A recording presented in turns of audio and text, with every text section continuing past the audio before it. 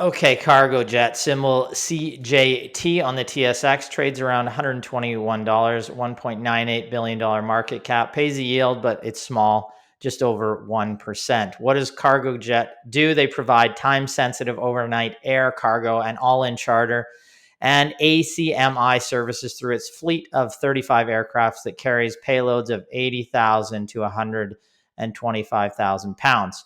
For those unaware, and that should be most of you, ACMI services is also known as damp or wet leasing. It's an agreement between two airlines to provide an aircraft crew, maintenance, and insurance.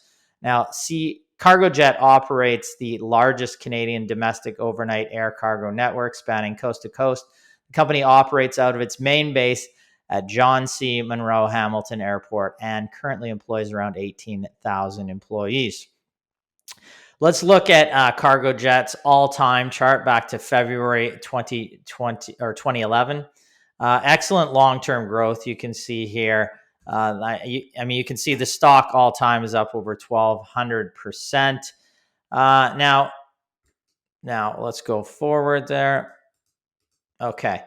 If we look at the 5-year performance, however, you can see it's decent, but with some challenges here. And the stock has certainly moved off its highs from 2011. Now let's look at the 10-year operating or revenue and operating profit track record of the business.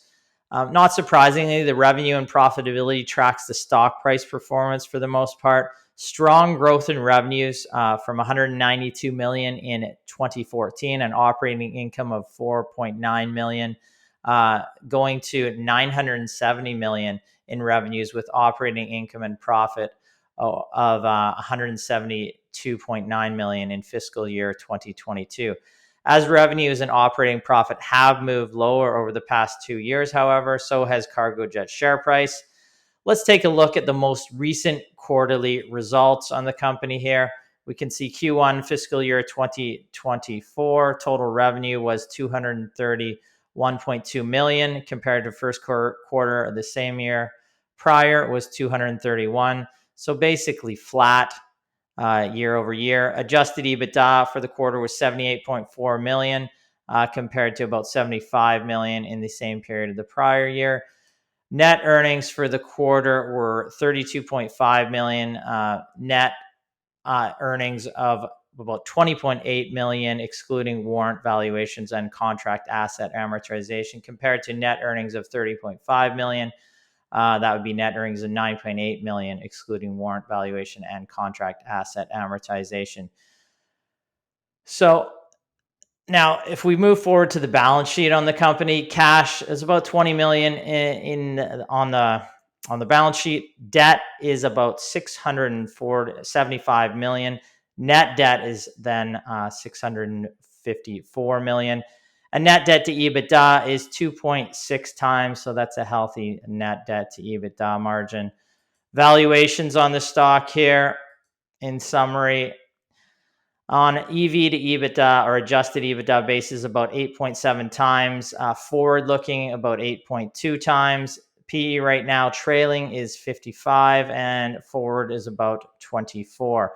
So my conclusion here, near term, there's a cautious outlook. A robust economy essentially aids this business as far as the current volume outlook. There's some hesitancy seen in consumer spending that was experienced in Q1 of 2023. That was the low point. It has improved somewhat throughout the year. However, management remains, in their recent conference call, they said they were cautious given the increased geopolitical uncertainty and potential for supply chain disruptions. Overall, valuations are improving, but with the stock trading at about 25 times next year's earnings and limited revenue growth expected, the stock, for my money right now, is fully valued at present.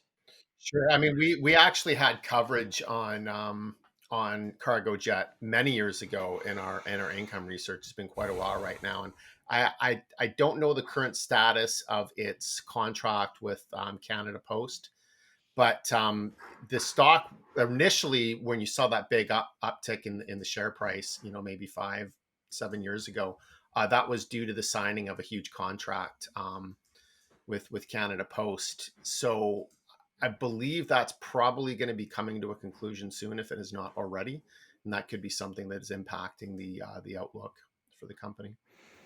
Yeah, I mean, there's certainly been long-term growth in the business, and I think they got kind of that post-COVID bump, Hmm. but it's normalized to a degree, and you know, it, it probably has deserved a premium because of its long-term outperformance. But right now, and for the past 2 years, you've seen lower earnings, lower revenues, and it's just kind of flattened right now.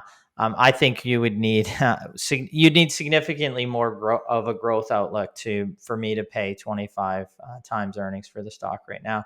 And so, from that perspective, I think it's just a fair value right now. They're doing some asset sales too of some of the planes, so perhaps reducing some of the debt, because the debt has, it's 2.5 times forward looking adjusted EBITDA. So um, it's not unheard of to see a company trading at those multiples, but it is, I don't think there's going to be many acquisitions in the near term coming when you're levered up to that degree. And of course, debt has become more expensive. On the flip side, if you did see rates come lower, that's going to help this company, and you could see some better profitability, as they also have some cost cutting initiatives in right now when I was reading through a couple of reports on the company. So, something to definitely keep an eye on. But I think a lower multiple being paid or higher growth would have to be there for us to be back in on the stock.